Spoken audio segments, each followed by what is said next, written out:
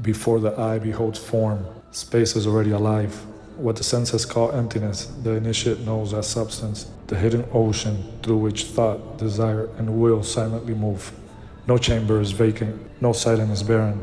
Around you flows the astral light, memory of words, mirror of the soul, womb of the unseen. And today, we descend beneath appearances into the living mystery behind matter. Look around the room you are sitting in right now. It looks empty, doesn't it? It feels quiet. You believe that you are completely alone, but you are suffering from the ultimate illusion of the physical senses. Surrounding space is not an empty void, but a massive, invisible reservoir filled to repletion with the models of all things. What you consider empty air is actually teeming with life. Right at this very moment, you are sharing your physical space with unseen forces, hidden entities, and invisible intelligences. They are watching you. They are reacting to you. And in many cases, they are actively feeding on your electrical and emotional energy.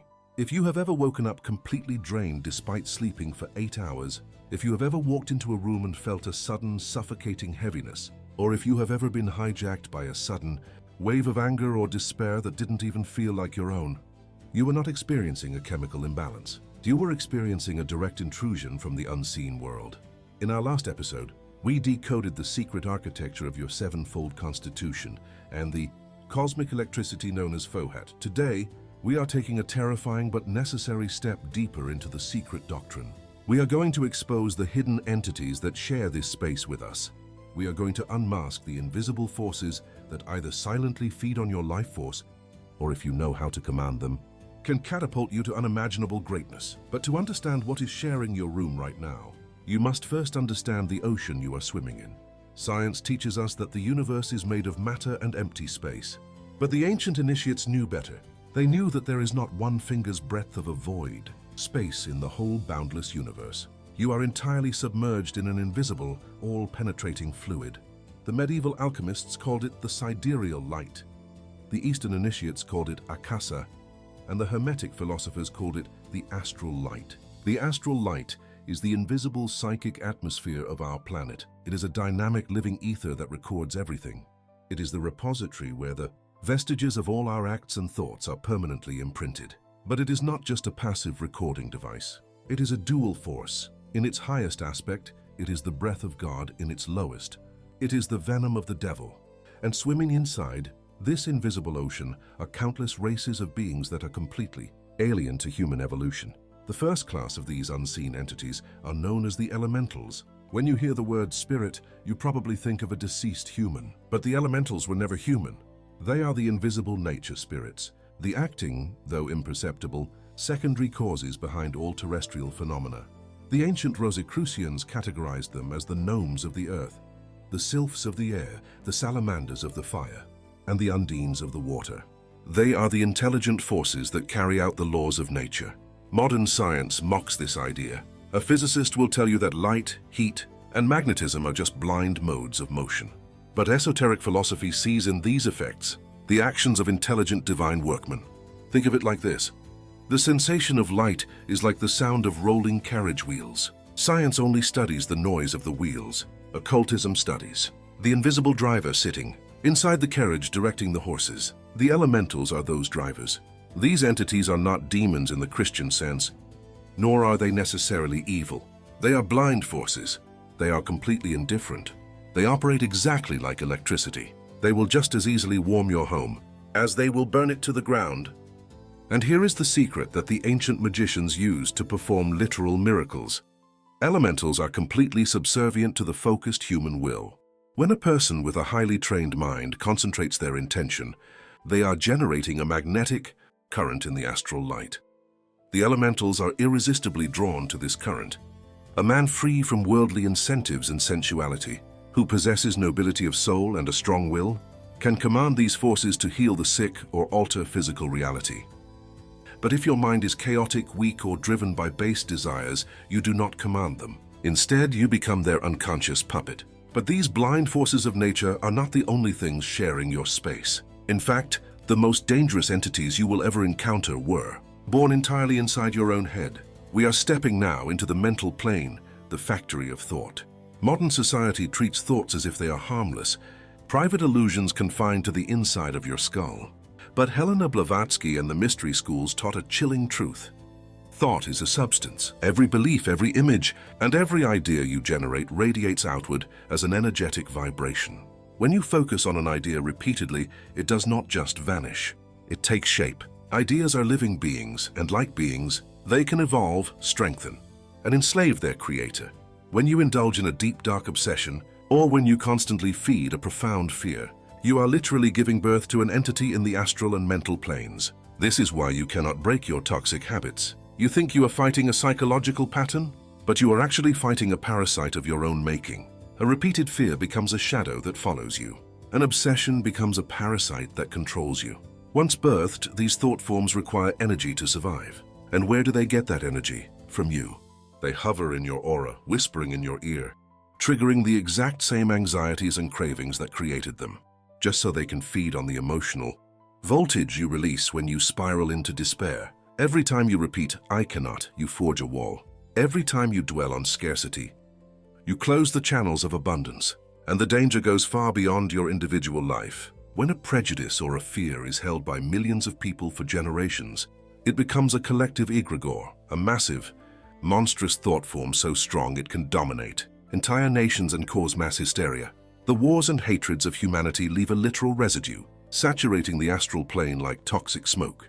This is why Blavatsky urged her students to treat thought like fire. If you do not fiercely guard the gates of your own mind, you will spend your entire life as a feeding ground for astral parasites. But the horrors of the unseen world do not end with your own thoughts. There is a third class of entities lurking in the shadows, and these are the ones that have haunted human nightmares since the dawn of time. They are the Elementaries. To understand the Elementaries, you must understand what happens when a human being dies. You are a sevenfold entity, symbolized by the three-tongued flame of the four wicks. The three-tongued flame is your immortal spiritual triad, your eternal soul. The four wicks are your lower principles, including your physical body and your animal desires. At death, the immortal flame extracts the highest essence of your personality and ascends to a state of profound spiritual rest. But what happens to the lower wicks? What happens to the heavy, dense, passionate energy that cannot enter the higher realms? It is discarded. It is left behind in the astral light as a shell. These discarded shells are the Elementaries. They are not the true immortal souls of the departed, but rather the restless, earthbound umbrae that hover around because of the magnetic attraction of their former material lives. They are literally soulless corpses of astral matter, animated only by the lingering echoes of the dead person's lowest desires and memories. This is the dark secret behind the vast majority of ghost sightings and spiritualistic seances. The entities that materialize in darkened rooms, speaking in hollow, inarticulate voices and performing cheap parlor tricks are very rarely the pure spirits of deceased loved ones. True spiritual essence cannot easily materialize in gross, sweating physical form. More often, these manifestations are the work of Elementaries, mindless astral shells simulating the personality of the dead, by reading the memories directly out of the aura of the people sitting in the room. Porphyry, the ancient philosopher, warned that these bad demons pass their time deceiving us with a great display of cheap prodigies and illusions. They are vampiric by nature. Because they lack a life source of their own, they artificially prolong their existence by latching onto living human beings. When you engage in dark occult practices, or when you willingly surrender your mental sovereignty to unseen forces, you are opening the door of your aura to these astral parasites. Their magnetic touch is defilement, and their insidious taint can drain your vitality, drive you to madness, or inspire the darkest of human impulses. Yet, as terrifying as these localized astral vampires may be, they pale in comparison to the grandest and most sinister parasite in our solar system. If you think the unseen forces draining your vitality are confined to your bedroom, you are entirely unaware of the ultimate cosmic vampire. A body so massive it dictates the tides of our oceans, yet so fundamentally dead that the ancient initiates whispered its true nature only behind closed temple doors. We are talking about the moon. Poets and lovers have worshipped the silver light of the moon for millennia. Science views it simply as a lifeless rock caught in the Earth's gravitational pull. But esoteric science reveals a truth so shocking it completely shatters our understanding of cosmic history. The moon is not a satellite that formed alongside the Earth. The moon is the Earth's mother. The Secret Doctrine teaches the law of planetary reincarnation. Worlds are born, they grow, they die, and they transfer their life essence to a new center of creation. Eons ago, the lunar chain of planets was a vibrant, living system. But when it reached the end of its vast life cycle, it began to die. As it died, it transferred all its life, its energy, and its powers into a new planetary center, our Earth. Having poured its entire life force into us, the Moon became virtually a dead planet. It is now the cold residual quantity, the shadow dragged after the new body. But in the occult universe, a corpse is never entirely inert. The particles of a decaying corpse are full of active and destructive life. Even though the body itself is soulless, the Moon is a dead yet a living body.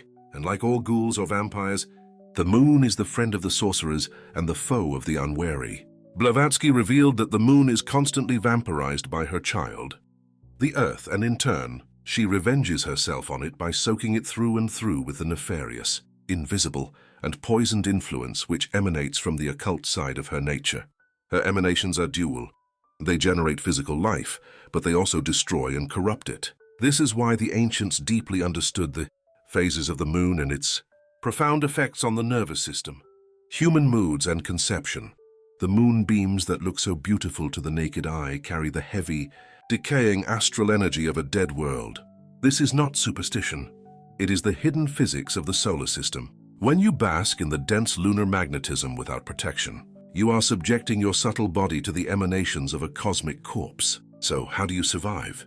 How do you walk through a physical world layered with deceptive astral mirrors, parasitic thought forms, earthbound shells, and the heavy rays of a dead moon? You must step into the Atmic plane. You must awaken the fire of divine will.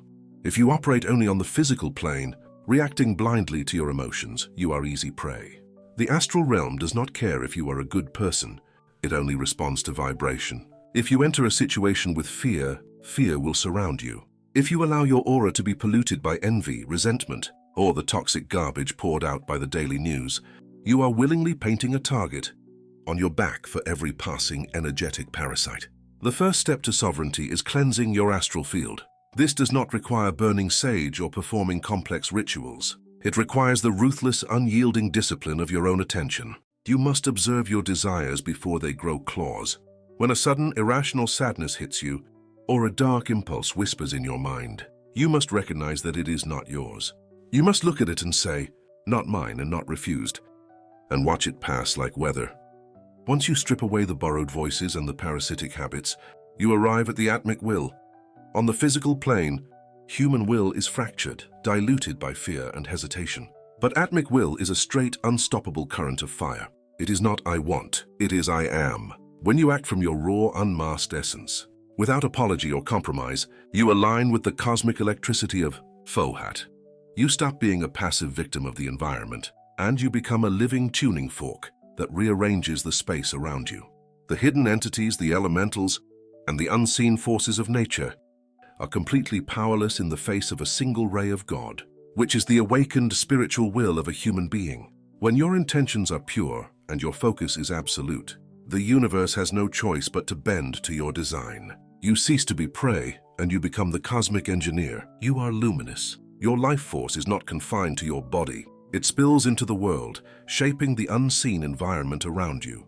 You are the architect of your own reality, and the unseen forces are simply waiting for your command.